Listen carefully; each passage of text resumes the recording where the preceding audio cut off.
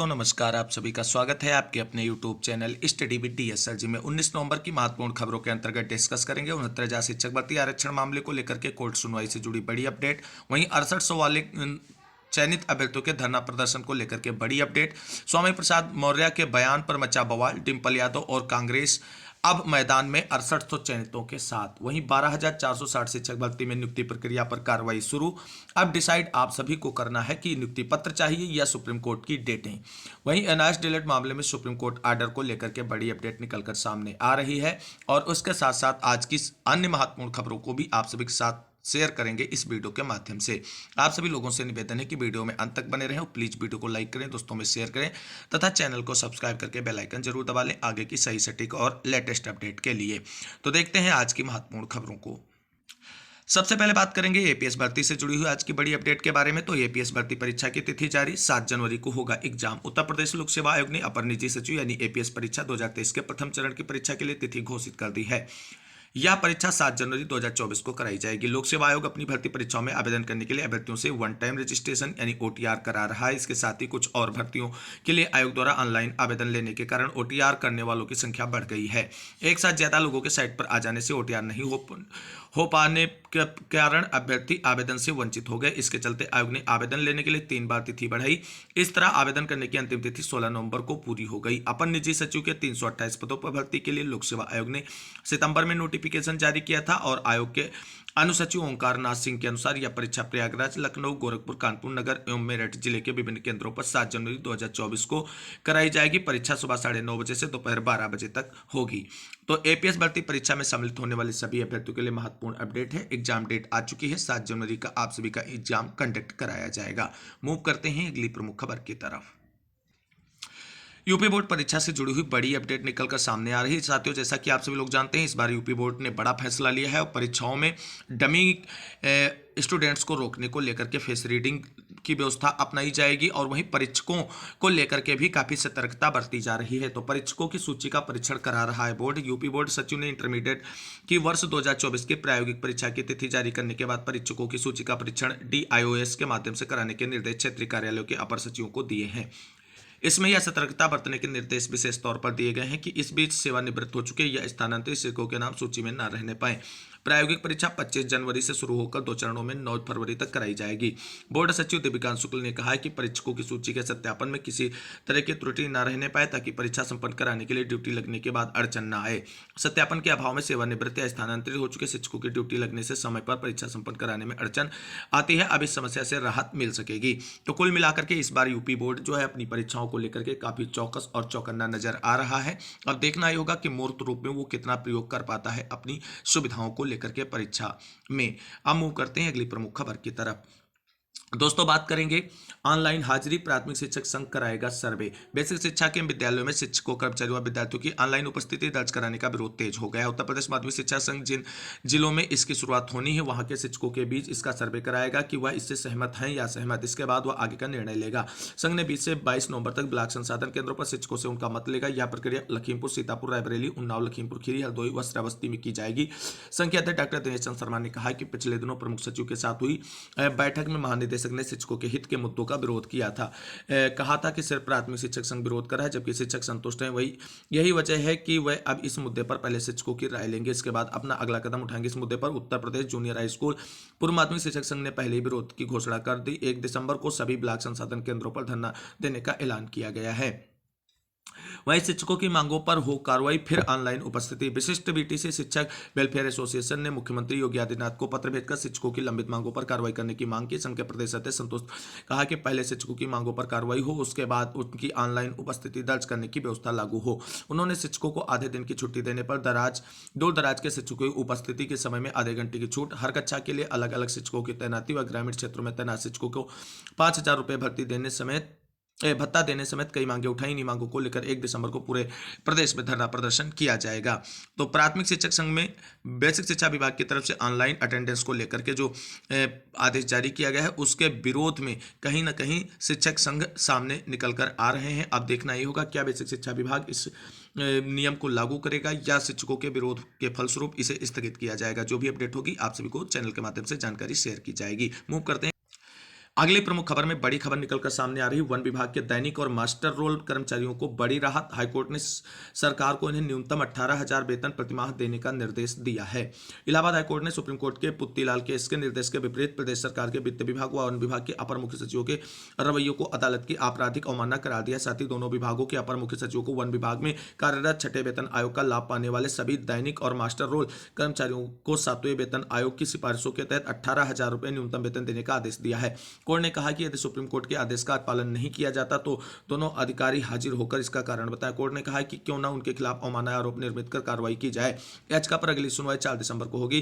राज्य सरकार ने पहले हलफनामा दाखिल कर कहा कि छठे वेतन आयोग के तहत 7,000 रुपये वेतन या पा रहे सभी दैनिक कर्मियों को नियमित होने तक 7वें वेतन आयोग के तहत न्यूनतम वेतन 18,000 रुपये का भुगतान करने की नीतिगत सहमत है। अपर महाधिवक्ता अशोक मेहता ने कोर्ट को इस आशय का आश्वासन भी दिया, किंतु बाद में वित्त विभाग व वन विभाग के अधिकारी सरकार के फैसले से पलट गए और कहा कि न्यायपालिका व कार्यपालिका में सख्त पृथक्करण है। वेतन तय करने का अधिकार सरकार को है। कोर्ट ने इसे हाई कोर्ट व सुप्रीम कोर्ट के फैसले का उल्लंघन माना। यह आदेश न्यायमूर्ति अजित कुमार ने गोरखपुर के विजय कुमार श्रीवास्तव की याचिका की सुनवाई करते हुए दिया। याचिका कहना है कि प्रमुख मुख्य सचिव वन पर्यावरण एवं पारिस्थितिकी परिवर्तन विभाग की अध्यक्षता में गठित कमेटी ने न्यूनतम वेतन देने की सिफारिश भी की और कोर्ट में हलफनामा दाखिल कर सूचित भी किया गया, किंतु अब सरकार यह कहते हुए मुकर गई कि ऐसा करना नियमों के विपरीत है।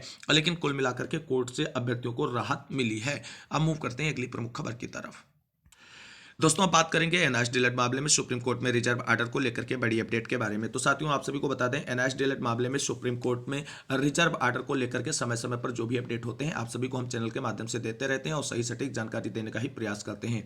आप सभी को बता दें, एनआईएस डीएलएड मामले में सुप्रीम कोर्ट में रिजर्व ऑर्डर में रिटर्न सबमिशन की प्रक्रिया चालू है और सभी पक्ष अपने अपने रिटर्न सबमिशन की तैयारी कर रहे हैं और रिटर्न सबमिशन की प्रक्रिया लगभग पक्षों की तरफ से तैयार हो चुकी है। लेकिन सुप्रीम कोर्ट में अभी भी किसी भी पक्ष की तरफ से अपने रिटर्न सबमिशन की प्रक्रिया पूरी नहीं की गई है। तो ऐसे में जो आप सभी को जानकारी दी जा रही कि सुप्रीम कोर्ट ऑर्डर डिलीवर हो चुका है, तो साथियों यह पूरी तरीके से झूठी खबर है, क्योंकि जब तक रिटर्न सबमिशन पूरा नहीं होगा तब तक सुप्रीम कोर्ट में रिजर्व ऑर्डर डिलीवर कैसे होगा। तो रिटर्न सबमिशन की प्रक्रिया जो है वो अभी गतिमान अवस्था में है। तीनों पक्षों की तरफ से अपने अपने रिटर्न सबमिशन कंप्लीट कर लिए गए, लेकिन किसी भी पक्ष की तरफ से अभी सुप्रीम कोर्ट में रिटर्न सबमिशन सबमिट नहीं किया गया है। जैसे रिटर्न सबमिशन सबमिट होगा उसके बाद उसका विस्तृत विश्लेषण होगा, उसके बाद ऑर्डर लिखा जाएगा और उसके बाद ऑर्डर डिलीवर होगा। जैसे ही ऑर्डर डिलीवर को लेकर के ऑथेंटिक अपडेट आएगी आप सभी को चैनल के माध्यम से उसके बारे में जानकारी देंगे। किसी भी तरीके से आपको परेशान होने की जरूरत नहीं है। सोशल मीडिया पे चल रही अफवाहों से थोड़ा सावधान रहें, सतर्क हैं। सभी एनआईएस डीएलएड वाले अभ्यर्थियों के हितों को ध्यान में रखते हुए सारी खबरें हम आप सभी को तक पहुंचाते हैं। तो कुल मिलाकर के अभी हम सभी को और इंतजार करना होगा एनआईएस डीएलएड मामले में सुप्रीम कोर्ट में रिजर्व ऑर्डर के डिलीवर को लेकर के। अब बात कर लेते हैं 12,460 शिक्षक भर्ती में नियुक्ति पर कार्रवाई शुरू। आपको नियुक्ति पत्र चाहिए या आपको सुप्रीम कोर्ट की डेटें चाहिए, आप फैसला आपको करना है। कोर्ट ने फैसला कर दिया है। कोर्ट ने जितना बेहतर फैसला किया है उससे बेहतर फैसला शायद हो भी नहीं सकता था इस भर्ती मामले में। तो अब 12,460 शिक्षक भर्ती से जुड़ी हुई कुछ महत्वपूर्ण अपडेट आप सभी के साथ डिस्कस करेंगे। पहली बात कि हमारे जनपद में रिक्त सीटें कितनी हैं, तो प्रीवियस वीडियोज में मैंने सभी जनपद की रिक्त सीटें और शून्य जहां पर सीटें हैं उन सभी के बारे में विस्तृत डिटेल आप सभी के साथ डिस्कस किया था। फिर भी अगर आप चाहते हैं कि आप कैसे पता कर सके कि हमारे जनपद में 12,460 शिक्षक भर्ती से जुड़ी हुई कितनी सीटें रिक्त हैं, तो उसके लिए आप सभी को महत्वपूर्ण अपडेट देने जा रहे हैं। तो आप सभी लोग यहां पर इस अपडेट के माध्यम से जानकारी प्राप्त कर सकते हैं कि अपने अपने जिलों की सीट की जानकारी यानी रिक्त सीटों की जानकारी आरटीआई से निकलवाकर आप सभी लोग प्राप्त कर सकते हैं। 12,460 शिक्षक भर्ती में किसी अभ्यर्थी द्वारा पोस्ट शेयर किया सुप्रीम कोर्ट के लिए किया जा रहा है आपको गुमराह। तो यही चीजें हैं कुल मिलाकर के। जिन जनपदों में सीट नहीं उनका क्या होगा यही बोलकर आप सभी को गुमराह कर रहे हैं, पर सच्चाई ये है कि यहाँ पर जो सीट आई है उसका विवरण नीचे दिया गया है और ये विवरण मैंने प्रीवियस वीडियोज में भी आप सभी के साथ डिस्कस किया था। ये रिक्त सीटें हैं जनपदों में और कुछ ही जनपदों की सीटें यहाँ पर दी गई। पिछली वीडियो में मैंने लगभग सभी जनपदों की सीटों के बारे में आप सभी के साथ डिस्कस किया है। और आप सभी को बता दें, जो लोग ये कह रहे हैं कि उनके यहाँ सीट नहीं है जबकि सही बात यह है कि ऑर्डर जो भी आता है इन जनपद में किसी को पहली काउंसलिंग में मौका नहीं मिलता, क्योंकि जब काउंसलिंग हुई तो 51 जनपद की हाई मेरिट का चयन हुआ और वो नौकरी कर रहे हैं। सीट केवल उन जनपदों में बची जहां पर शून्य जनपद के अभ्यर्थी गए थे। तो ये कोई न्यू वैकेंसी नहीं है कि हर जगह सीट होगी, तो अपने विवेक का इस्तेमाल करें और किसी की बातों में ना आए। सबसे बड़ी बात तो यहाँ पर यही है। साथियों, आप सभी को बता दें, हमने जो आप सभी के साथ कहा है कि 12,460 शिक्षक भर्ती में नियुक्ति प्रक्रिया को लेकर के कार्रवाई शुरू। अब आपको डिसाइड करना है कि कोर्ट के आर्डर के अकॉर्डिंग नियुक्ति प्रक्रिया पूरी कराते हुए नियुक्ति पत्र लेना है या सुप्रीम कोर्ट की डेट। अगर आप फालतू के लोगों के बहकावे में आएंगे, सुप्रीम कोर्ट की दहलीज पर जाएंगे, तो साथियों जिस तरीके से 6-7 साल आप सभी लोगों ने इधर उधर कोर्ट की धक्का मुक्की खाई है, और उसके बाद सुप्रीम कोर्ट में भी आपको ऐसे ही धक्का मुक्की खानी पड़ेगी। और जिन जनपदों में सीटें नहीं हैं, तो सीटों की बात आपको कर लें, तो क्या सुप्रीम कोर्ट जाने से उन 20 जनपदों में सीटें आ जाएंगी? ऐसा कुछ नहीं होगा। तो सभी से निवेदन है, जो 12,460 शिक्षक भर्ती से जुड़े हुए सभी अभ्यर्थी, चाहे 16 जनपद हो या 51 जनपद, आप सभी से निवेदन यही है कि आप सभी लोग जो डीबी का आर्डर आया है उसके अकॉर्डिंग नियुक्ति प्रक्रिया पूरी कराने को लेकर के प्रयास करें, ना कि सुप्रीम कोर्ट जाने का प्रयास करें किसी के बहकावे में आकर के। अगर आप किसी के बहकावे में जाएंगे और सुप्रीम कोर्ट जाएंगे तो आप ही का नुकसान होगा। बाकी लोग आपसे क्या करेंगे? आपसे धन उगाही करेंगे, चंदा वसूलेंगे कोर्ट की डेट में सुनवाई कराने को लेकर के, इन सभी बातों को लेकर के। जो लोग सुप्रीम कोर्ट की बात कर रहे हैं वो इन 20 जनपदों के लिए वैसे भी कुछ नहीं कर सकते, ना करेंगे। उनकी मांग तो 16 जनपद को बाहर करने की थी, जिसके खिलाफ सरकार थी, और अब फैसला सरकार के अनुसार आया, जिससे के बची हुई सीटों पर काउंसलिंग होगी और आखिरी पदों तक, जिसमें दोनों यानी 16 जनपद और 51 जनपद के लोगों को मिलाकर मेरिट बनेगी, और यही बात जो है कॉमन मेरिट के अंतर्गत की जाती है। सुप्रीम कोर्ट सिर्फ छलावा है, कुछ लोगों के स्वार्थ की बात है, वरना ज्यादा से ज्यादा साथियों का इस भर्ती में चयन हो जाएगा। और धन्यवाद। तो कुल मिलाकर के जो आर्डर आया है दोस्तों, बहुत ही बेहतरीन आर्डर है। और आपको बता दें, अभी आप लोग देखेंगे जब 12,460 शिक्षक भर्ती में नियुक्ति प्रक्रिया शुरू होगी, तो सीटें इतनी इसमें रिक्त हैं कि उतने अभ्यर्थी नहीं मिलेंगे। अगर आपको मेरी बात पे विश्वास नहीं होता है तो अभी किसी डायरी पे नोट डाउन कर लीजिए, क्या उतने अभ्यर्थी मिल पाएंगे? 6500 के समथिंग रिक्त सीटें इसमें निकलकर सामने आ रही हैं जब जनपद वाइज विश्लेषण किया गया है। और उसके बाद आपको बता दें, कोई भी ऐसा समूह आप बताएं जहां पर एक साथ 7-8 हज़ार लोग जुड़े हों जो 12,460 शिक्षक भर्ती से हों, तो किसी को परेशान होने की ज़रूरत नहीं है। सुप्रीम कोर्ट ना जाना है, किसी को भी नहीं जाना है। कोई आपसे कह भी रहा है कि हमारा अहित होगा, हमें सुप्रीम कोर्ट चलना चाहिए, तो भाई जिसका अहित हो रहा है उसको सीधे से यही बात कर रही है कि भाई जो आर्डर आया है दोनों पक्षों के फेवर में है, चाहे 16 जनपद हो 51 जनपद, हम दोनों लोग नियुक्ति प्रक्रिया पूरी कराने जा रहे हैं। हमें सुप्रीम कोर्ट से कोई लेना देना नहीं, हमें इस कोर्ट के आदेश के अनुपालन से मतलब है, और इसको जल्द से जल्द हम सभी लोग पूरा करा करके नियुक्ति प्रक्रिया पूरी कराने वाले हैं, क्योंकि हम सभी लोगों का इसमें होने वाला है। बस ये बात सुनते ही सारे विपक्षी आपके भाग जाएंगे और आपसे कोई ये नहीं कहेगा कि हम सुप्रीम कोर्ट चलने वाले हैं। मूव करते हैं इसी से जुड़ी हुई अगली अपडेट की तरफ। तो साथियों, जैसा कि मैंने आप सभी को बताया कि 12,460 शिक्षक भर्ती में अब नियुक्ति ही सर्वोपरि है। नियुक्ति ही हम सभी की प्रायोरिटी होनी ही चाहिए, क्योंकि नियुक्ति इसमें 16 जनपद और 51 जनपद को मिलाकर के होनी है। तो इसमें नियुक्ति हमारी प्राथमिकता में होनी चाहिए, और इसके लिए सभी एक एक साथी को प्रयास करना होगा। ऐसा नहीं कि हमारे अगुवाकार लड़ रहे हैं और हमको नियुक्ति दिलाएंगे। उन्होंने कोर्ट से लड़के जितना बेहतरीन डिसीजन हो सकता था उतना बेहतरीन डिसीजन आने के लिए प्रयास किया, और उसका परिणाम आप सभी के सामने। अब नियुक्ति को लेकर के जो कार्रवाई बेसिक शिक्षा विभाग के द्वारा शुरू की जानी, उसको शुरू कराने का प्रयास हम 12,460 शिक्षक भर्ती के सभी अभ्यर्थियों का है, ना कि 1-2 अभ्यर्थियों का। तो 12,460 शिक्षक भर्ती से जुड़ी ये अपडेट है। मित्रों, आप सभी लोग अपने स्तर से मात्र अंतिम प्रयास करें, मात्र 7 दिन और प्रयास करना है। हम लोग नियुक्ति पत्र के एकदम करीब हैं। बिल्कुल कार्रवाई जिस तरीके से बोला गया था पिछली वीडियो में कि कार्रवाई शुरू की जानी है, एससीईआरटी से अपडेट है। आप सभी लोग लगातार अपने जिले के माननीय सांसद, मंत्री, विधायक, भाजपा जिला अध्यक्ष से संपर्क करें और भर्ती से संबंधित बातों को, कोर्ट के आदेश को बताएं। तत्पश्चात शिक्षा मंत्री और बेसिक शिक्षा विभाग के समस्त अधिकारीगणों को फोन कराएं और निवेदन कराएं कि भर्ती प्रक्रिया को गतिमान किया जाए। आप सभी लोग ज्ञापन कार्यक्रम शुरू करें। छुट्टी खत्म हो रही, मंत्री और विधायक सांसद से फोन कराएं और काउंसलिंग का शेड्यूल जारी कराने के लिए अधिक दबाव बनाएं। ये केवल 1-2 लोगों को नहीं करना है, जितने भी इस भर्ती से जुड़े हुए अभ्यर्थी हैं और अपनी नियुक्ति चाह रहे हैं यथाशीघ्र, उन सभी को ये काम करना है। हम सभी को मिल करके अब इस भर्ती को आगे बढ़ाना है।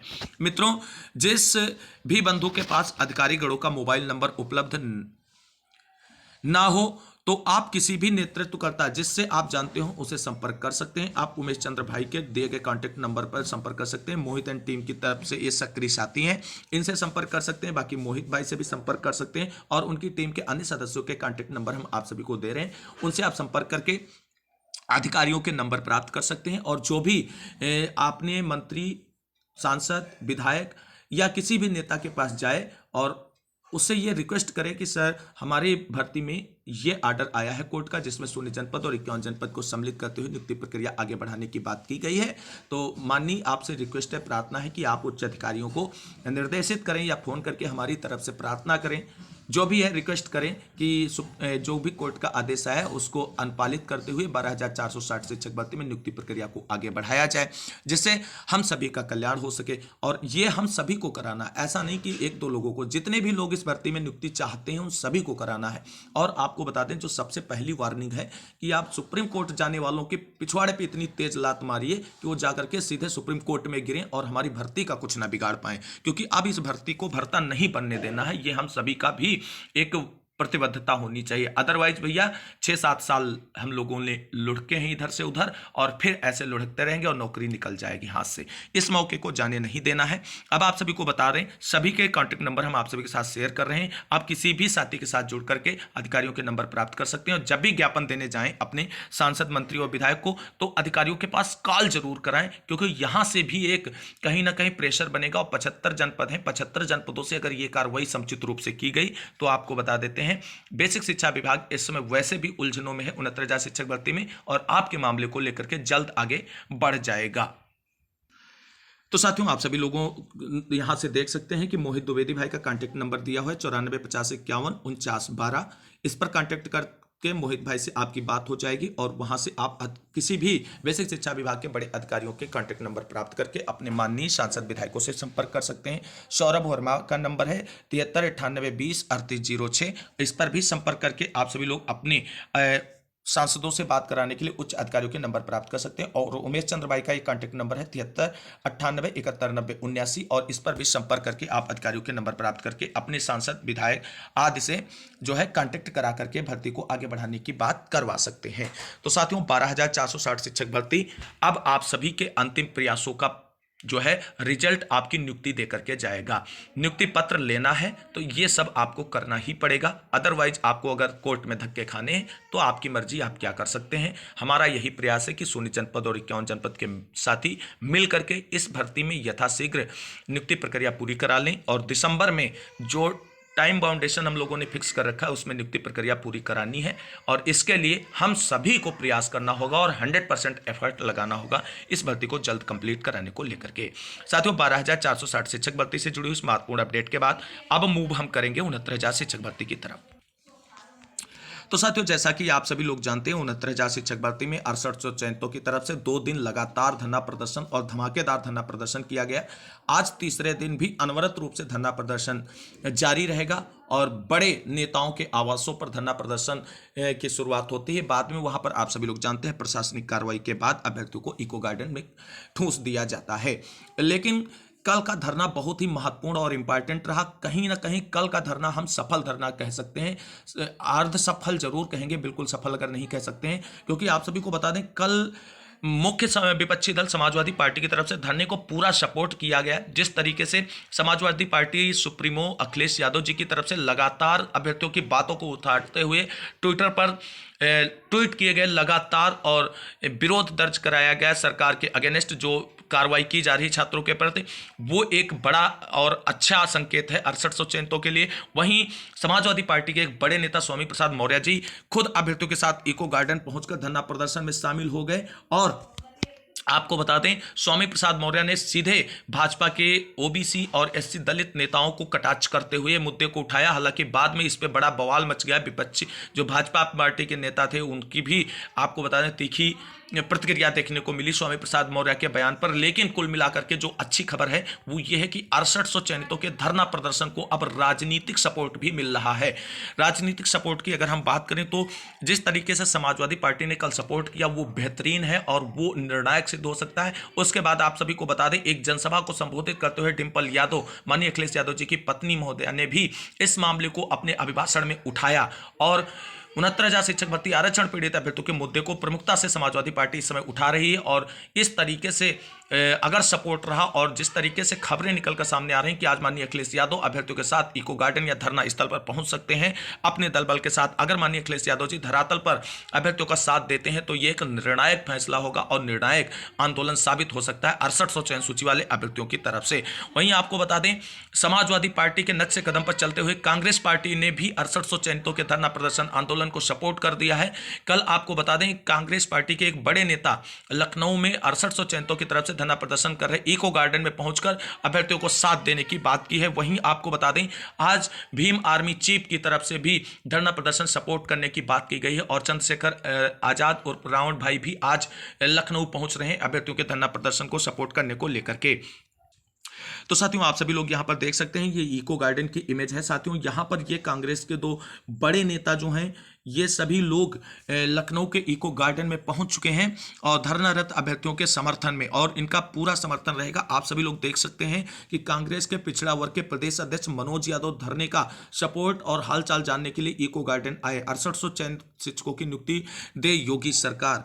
कुल मिलाकर के अब इस धरना प्रदर्शन को राजनीतिक सपोर्ट मिलना शुरू हो गया और राजनीतिक सपोर्ट मतलब सफलता की पहली सीढ़ी का पार होना, क्योंकि अब आपका दबाव सरकार पर डायरेक्टली बनेगा और ये एक बेहतर समय है, क्योंकि आप सभी लोग जानते हैं जल्द ही शीतकालीन सत्र भी विधानमंडल का शुरू होने वाला है। तो अब एक 69,000 शिक्षक भर्ती आरक्षण विसंगति मामला जो है वो आप सभी को विधानमंडल के शीतकालीन सत्र में भी देखने को मिलेगा और मामला अब आप सभी का निस्तारण की ओर नजर आ रहा है। वहीं आपको बता दें, इससे जुड़ी हुई एक और बड़ी अपडेट है कि आरक्षण से प्रभावित अभ्यर्थियों ने सीएमओ अफसरों से मांगा न्याय। 69,000 शिक्षक भर्ती में आरक्षण प्रभावित अभ्यर्थियों ने मुख्यमंत्री योगी आदित्यनाथ, बेसिक शिक्षा राज्य मंत्री स्वतंत्र प्रभार संदीप सिंह को ईमेल भेजकर अपनी पीड़ा से अवगत कराया है। अभ्यर्थियों ने ये ईमेल मुख्य सचिव, प्रमुख बेसिक शिक्षा सचिव, महानिदेशक स्कूल शिक्षा बेसिक शिक्षा को भी भेजा है। अभ्यर्थियों ने कहा है कि इस भर्ती में 19,000 सीटों पर आरक्षण का घोटाला हुआ है। मामले की 20 नवंबर को लखनऊ हाईकोर्ट डबल बेंच में सुनवाई होगी। जितने भी आरक्षण प्रभावित अभ्यर्थी हैं उन सभी को याची लाभ देकर इस मामले का निस्तारण कराया जाए। पिछड़ा दलित संयुक्त मोर्चा के प्रदेश अध्यक्ष सुशील कश्यप व प्रदेश संरक्षक भास्कर सिंह ने कहा कि यदि ऐसा होता है तो मामला पूरी तरह से निस्तारित हो जाएगा। मोर्चा के प्रदेश मीडिया प्रभारी राजेश चौधरी ने कहा कि सपा के राष्ट्रीय महासचिव स्वामी प्रसाद मौर्य ने गलत तरीके से शिक्षक भर्ती में हुए आरक्षण बारे में बयानबाजी की है, जो ठीक नहीं है। आप सभी को बता दें, ये 19,000 सीटों की मांग करने वाले अभ्यर्थियों की तरफ से इस भर्ती में कार्रवाई करने की मांग की गई है। वहीं आपको बता दें, आज भी 6800 चयनितों की तरफ से धरना प्रदर्शन का आयोजन लखनऊ में किया जाएगा। आज भी बड़े नेताओं के आवास का घेराव करने का प्लान है और उसी प्लान के अकॉर्डिंग मामला आगे बढ़ता हुआ नजर आएगा। आज के धरने की पल पल की अपडेट आप सभी को इसी चैनल के माध्यम से हम आप सभी को देने वाले हैं। अब बात करते हैं 69,000 शिक्षक भर्ती आरक्षण घोटाले को लेकर के कोर्ट सुनवाई से जुड़ी हुई बड़ी अपडेट के बारे में। साथियों, जैसा कि आप सभी लोग जानते हैं, 69,000 शिक्षक भर्ती आरक्षण विसंगति मामले को लेकर के डीबी में सुनवाई के लिए केस स्टेटस और कॉज लिस्ट जारी हो चुका है। आपको बता दें, मामला 304 नंबर पे लिस्टेड है। इसका मतलब है उसके पहले 26 एडिशनल मतलब फ्रेश केसेस सुने जाने हैं और एडिशनल में चौथा नंबर है। कुल मिलाकर के अगर बात करें तो अपने मामले की सुनवाई 30वें नंबर पर लगी हुई है। मामला लंच के 1 घंटा पहले भी टेकअप हो सकता है और वरना लंच के जस्ट बाद मामला 100% टेकअप हो जाएगा और 20 तारीख को आरक्षण पीड़ित मामले में डीबी में एक अच्छी और धमाकेदार बहस देखने को मिल सकती है। अब आप सभी को बता दें, 69,000 शिक्षक भर्ती में यह समय बहुत ही नाजुक और इंपॉर्टेंट है कि एक तरफ कोर्ट की पैरवी भी देखना है और कोर्ट में अपने अपने जो भी एडवोकेट हमको कल उतारने हैं उन सभी की ब्रीफिंग प्रक्रिया आज ही पूरी कर ली जाए और मामले को निस्तारण की ओर ले जाया जाए। आज जो भी धरना प्रदर्शन आंदोलन किया जाए उसमें सबसे पहले प्राथमिकता एजी की कोर्ट में कल की सुनवाई पर उपस्थिति को रखा जाए और मांग की जाए कि कल की कोर्ट सुनवाई के दौरान एजी महोदय सरकार की तरफ से अपना पक्ष इस भर्ती पर रखने के लिए उपस्थित हों और बेसिक शिक्षा विभाग ने इस भर्ती प्रक्रिया में क्या एक्सरसाइज की है, जैसे आंसर की प्रकरण में 48 घंटे के समय के अंतर्गत क्या उलटफेर किया गया है बेसिक शिक्षा विभाग की तरफ से, उन सभी की विस्तृत जानकारी कोर्ट में सबमिट की जाए और अगर ऐसा कुछ होता है तो मामला आप सभी का जल्द निस्तारित हो सकता है। कुल मिलाकर के कोर्ट की सुनवाई पर नजर बनाए रखना है और बेसिक शिक्षा विभाग पे भी नजर बनाए रखना कि ऐसा ना हो सुप्रीम कोर्ट के जो आदेश के पालन में आंसर के प्रकरण वालों की नियुक्ति प्रक्रिया पूरी करनी है तो 48 घंटे में कुछ इतना बड़ा उलटफेर कर दें कि पूरी 69,000 भर्ती फिर एक बार भर्ता बन जाए। तो कुल मिलाकर के साथियों, अब हम सभी को बहुत सतर्क रहने की जरूरत है क्योंकि इस भर्ती में अब कुछ भी हो सकता है। आपका धरना प्रदर्शन आंदोलन जो है सफलता की ओर लगातार बढ़ रहा है। राजनीतिक सपोर्ट आपकी सफलता का पहला आधार बनने जा रहा है। फिर एक बार आप सभी के से इस वीडियो के माध्यम से एक रिक्वेस्ट करना चाहेंगे, अभी भी जो भाई बहन 6800 चयन सूची में जिनका नाम था है, वो अगर घरों से नहीं निकले हैं तो एक छोटी सी रिक्वेस्ट है कि आप सभी लोग लखनऊ पहुंचें, क्योंकि कुछ भाई बहन आप सभी लोगों के लिए, आप सभी लोगों की नौकरी के लिए लाठियां खा करके अस्पताल पहुंच रहे हैं, बीमार हो रहे हैं, दवाई खा के लड़ रहे हैं, और आप सभी लोग घरों में बैठकर अपडेट प्राप्त कर रहे हैं। हमारी वीडियो अगर आप सभी लोग देख रहे हैं तो इस रिक्वेस्ट को जरूर माने साथियों, लखनऊ पहुंचे। अगर इस बार आप लोग लखनऊ पहुंचने से चूक गए तो आप मेरी बात ये मान लीजिए 100% आप नौकरी से 100% बाहर हैं, क्योंकि आपको नौकरी फिर कभी नहीं मिलने वाली है। जिस तरीके से इस समय दबाव बना है, आगे आने वाले समय में चुनाव भी जल्द से जल्द आप सभी को देखने को मिलेगा, तो इस मौके का फायदा उठाएं और अपनी नियुक्ति प्रक्रिया को आगे बढ़ाने का जो भी एफर्ट आप अपने स्तर से कर सकते हैं उसे करें। तो साथियों, ये थी आज के कुछ महत्वपूर्ण अपडेट जो 12,460 शिक्षक भर्ती, एनआरएस डीएलएड मामले में सुप्रीम कोर्ट आर्डर, और 69,000 शिक्षक भर्ती कोर्ट सुनवाई अपडेट, और 6800 के धरने से जुड़ी हुई महत्वपूर्ण जानकारियों का था। उम्मीद करते हैं जानकारी आप सभी को अच्छी लगी होगी। अगर वीडियो अच्छा लगा हो तो लाइक करें, दोस्तों में शेयर करें तथा चैनल को सब्सक्राइब कर लें लेटेस्ट अपडेट के लिए। मिलते हैं अगली वीडियो में, तब तक के लिए सभी साथियों को जय हिंद, जय भारत, वंदे मातरम। आप सभी साथियों का दिन शुभ हो और आप सभी के संघर्ष की जीत हो, इसी उम्मीद के साथ विदा लेते हैं इस वीडियो से। मिलेंगे अगली वीडियो में।